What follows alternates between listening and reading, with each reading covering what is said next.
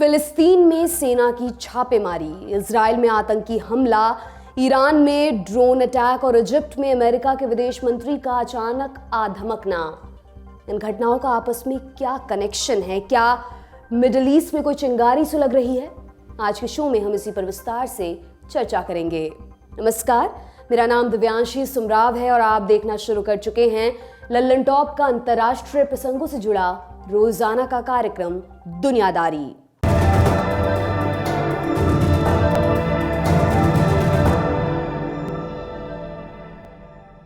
5 दिन, 5 घटनाएं और 5 निहितार्थ। नंबर 1, 25 जनवरी 2023 को इजरायली आर्मी ने वेस्ट बैंक के जेनिन कैंप में रेड की।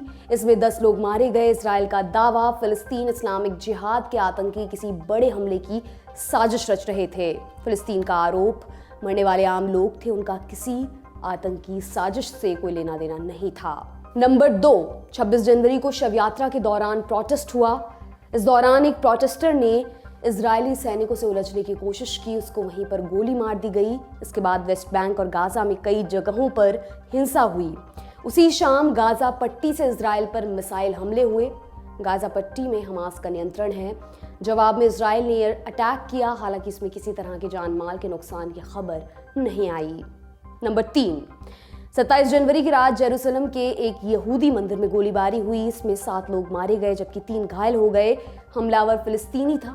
थोड़ी देर के बाद मुठभेड़ में पुलिस ने उसे मार गिराया। इस घटना ने पूरी दुनिया में हलचल मचाई। इजरायल ने कार्रवाई करते हुए 42 लोगों को अरेस्ट किया।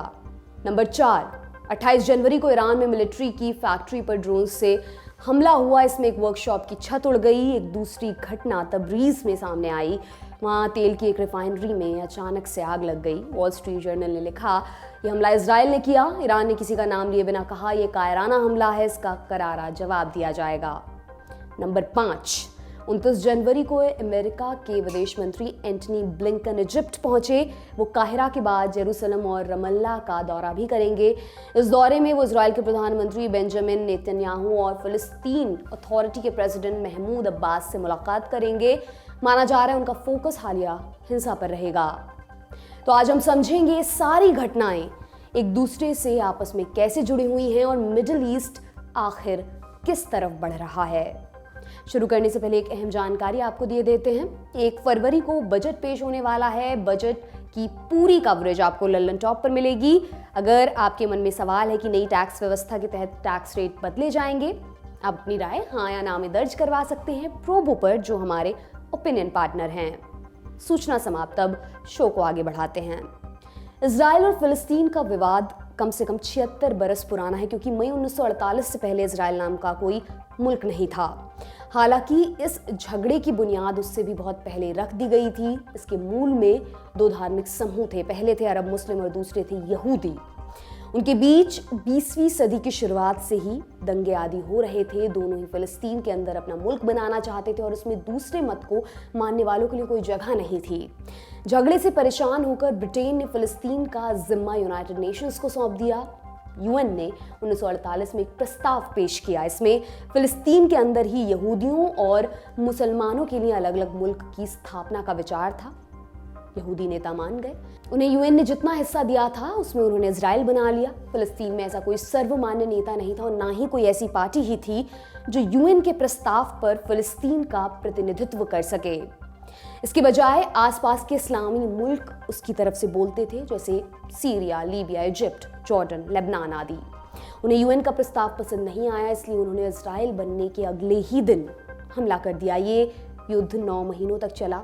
इसमें इजराइल जीत गया। उसने फिलिस्तीन को मिली जमीन का 77% हिस्सा अपने कब्जे में ले लिया।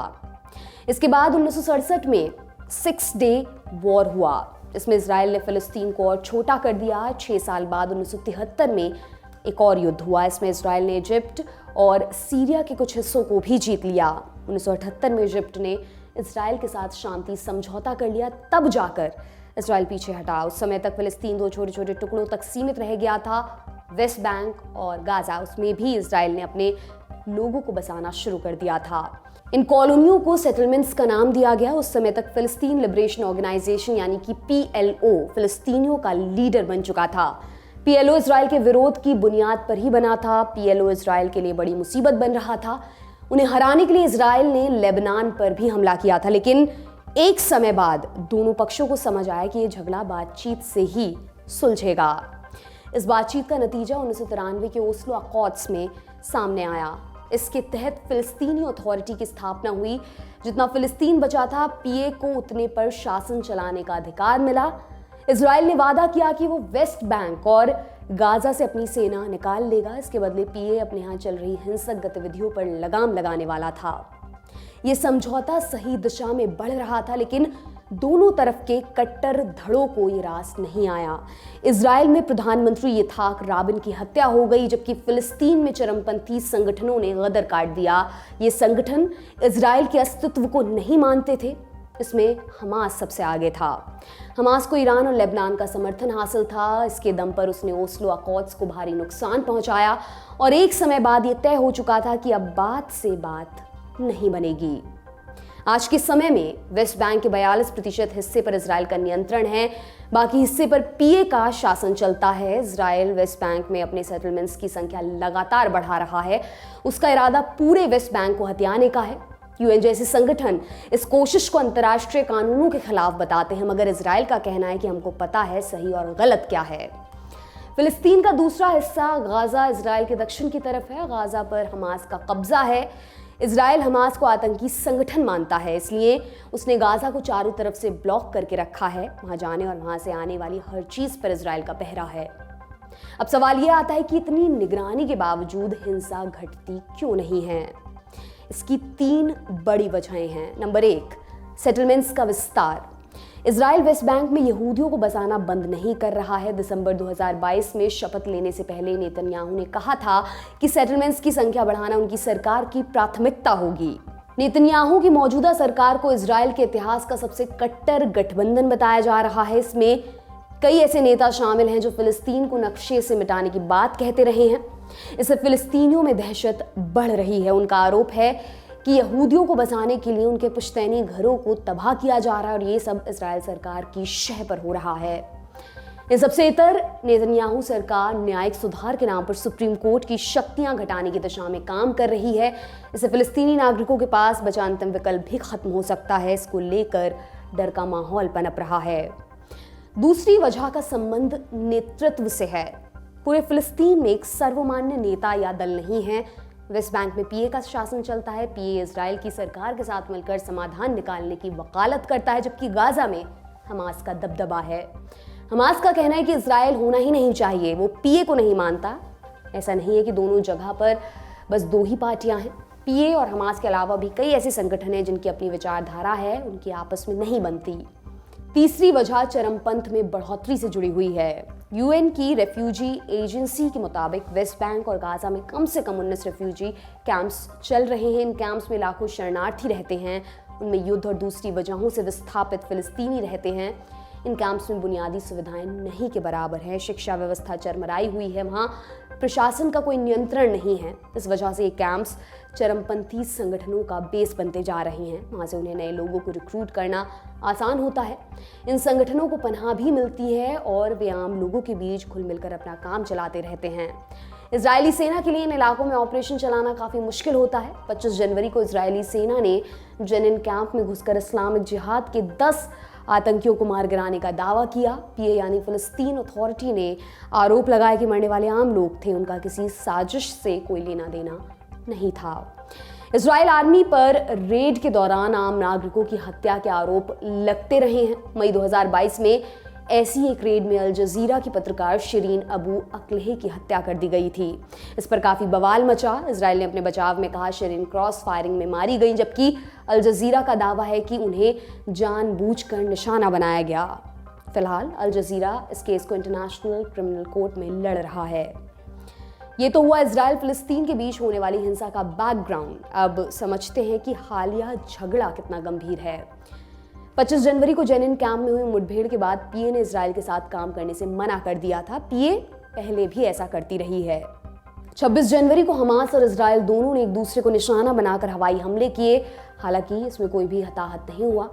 27 जनवरी की सुबह तक मामला शांत पड़ने लगा था। कुछ जगहों पर प्रोटेस्ट जरूर हो रहे थे, लेकिन यही माना जा रहा था ये सब कुछ समय में ठीक हो जाएगा।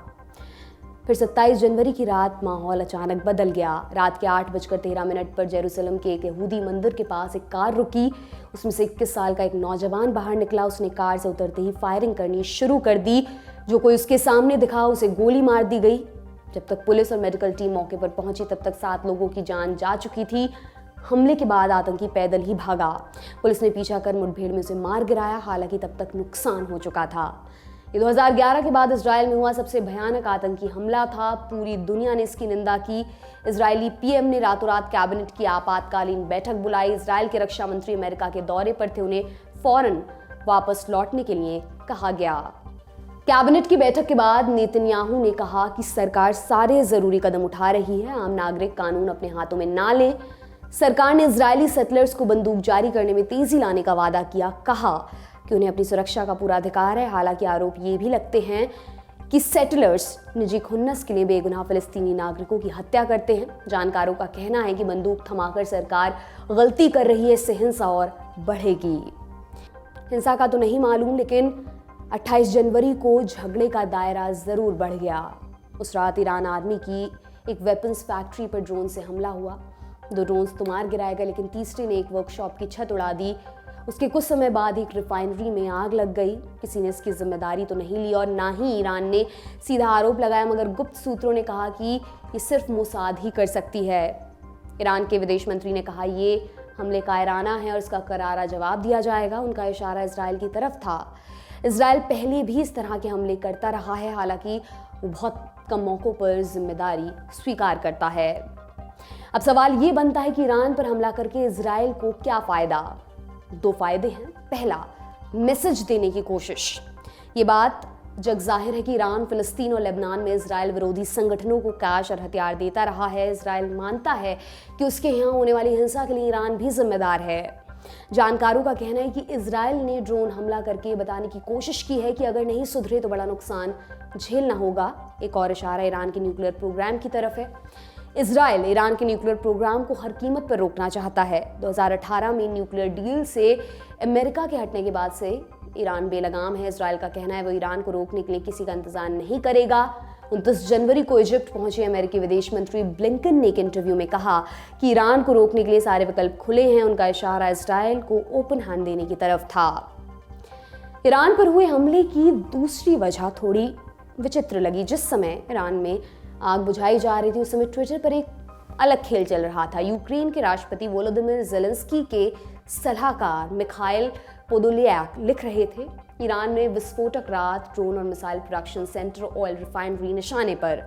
दरअसल ईरान पर रूस को कामिकाजी ड्रोन्स की सप्लाई करने के आरोप लगते हैं। इन ड्रोन्स के हमले में सैकड़ों यूक्रेनी सैनिक और आम नागरिकों की मौत हो चुकी है। यूक्रेन का दावा है कि 28 जनवरी की रात हुआ ड्रोन हमला बदले के लिए था, लेकिन इस दावे की पुष्टि नहीं हो सकी है। इजराइल अभी तक रूस यूक्रेन युद्ध में न्यूट्रल रहा है। अगर उसने यूक्रेन की तरफ से ईरान पर हमले की बात स्वीकारी तो युद्ध का चरित्र बदल जाएगा। इस पूरे बवाल के बीच अमेरिकी विदेश मंत्री एंटनी ब्लिंकन 29 जनवरी को इजिप्ट पहुंचे। वहां उन्होंने राष्ट्रपति फतह अल सीसी से मुलाकात की। इजिप्ट इजराइल और फिलिस्तीन के बीच मध्यस्थ की भूमिका निभाता रहा है। कहा जा रहा है कि ब्लिंकन आगामी झगड़े की आशंका को रोकने के लिए जमीन तैयार कर रहे हैं। 30 और 31 जनवरी को वो इजराइल और फिलिस्तीन के शीर्ष नेतृत्व से बात करेंगे। उनके दौरे पर पूरे मिडिल ईस्ट का भविष्य निर्भर करता है। इस मामले पर हमारी नजर बनी रहेगी। आज का दुनियादारी यहीं पर समाप्त होता है दोस्तों। कल फिर आपसे मुलाकात होगी, इसी उम्मीद के साथ विदा लेती हूँ। शुक्रिया, शुभ रात्रि। सिर्फ 59 रुपए महीने में पाइए YouTube पर LT प्रीमियम। किसी भी प्लेटफॉर्म से 3 दिन पहले देखिए हमारे प्रीमियम प्रोग्राम जैसे guest in the news room, किताब वाला आदि। इसके अलावा बहुत कुछ। सब्सक्राइब करने के लिए ललन टॉप के YouTube चैनल पर जाकर क्लिक करें ज्वाइन बटन।